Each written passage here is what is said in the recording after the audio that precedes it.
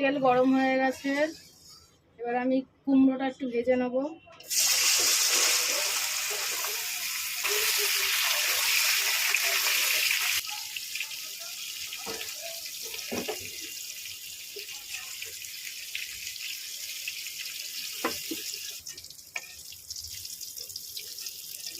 তেলের মধ্যে আমি গোটা গরম মশলা, সাদা জিরে, শুকনো লঙ্কা, তেজপাতা ফোড়ন দেব।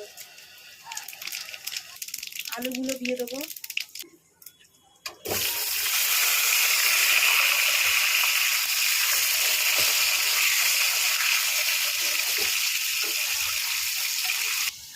আমি এই বাটিটার মধ্যে দেখো নুন, হলুদ, চিনি, লঙ্কার গুঁড়ো, জিরের গুঁড়ো আমি সব মিক্স করে একটু ভিজিয়ে দেবো জল দিয়ে। সব গুঁড়ো মশলাগুলো আমি ভিজিয়ে দিলাম জল দিয়ে।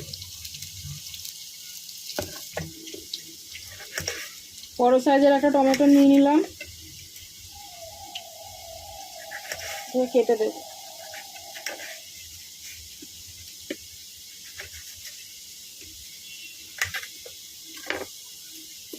এটার মধ্যে লঙ্কা বাটা, আদা বাটা আর টমেটো, একটা গোটা বড় টমেটো কেটে নিয়েছি, এটা দিয়ে দেবো।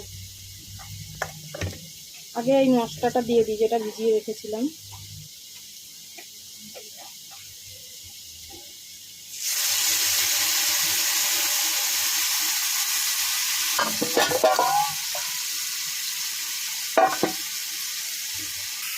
মশলাটা ভালো করে কষিয়ে নেব।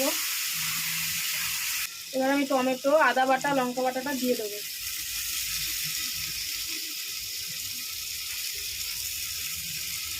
আর ছোলা সেদ্ধ করে রেখেছিলাম ওটাও দিয়ে দেবো।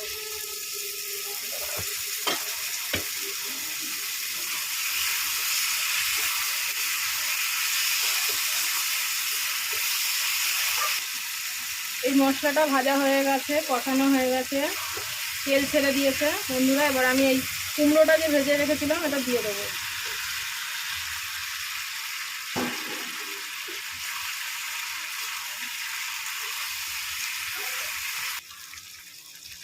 একটু ঢেকে দিই, তরকারিটা একটু ঢেকে দিই বন্ধুরা, তাহলে আলুটা সেদ্ধ হয়ে যাবে। কুমড়ো তো সেদ্ধ হয়েই গেছে, আলুটার জন্য আলুটা এখনো সেদ্ধ হয়নি। ঢাকা থাক, কমিয়ে দিলাম। এটা এবার একটু দমে রান্না হবে। একদম আঁচ কমিয়ে দিয়েছি, একদম লো ফ্লেম করে দিয়েছি। ফ্লেম করে এটাকে একদম দমে রান্না হবে, কেননা এতে তো জল দেবো না।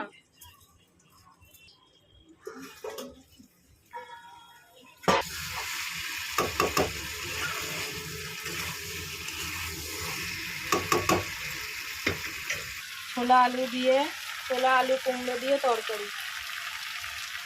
সামনে থেকে দেখো, এই তরকারিটা তোমরা রুটি পরোটা দিয়েও ভালো লাগবে, ভাত দিয়েও ভালো লাগবে। ভালো লাগলে বানিয়ে করে খেয়ে দেখো, অবশ্যই কমেন্টে জানিও কেমন হয়েছে। রাখছি বন্ধুরা, সবাই ভালো থেকো, পাশে থেকো।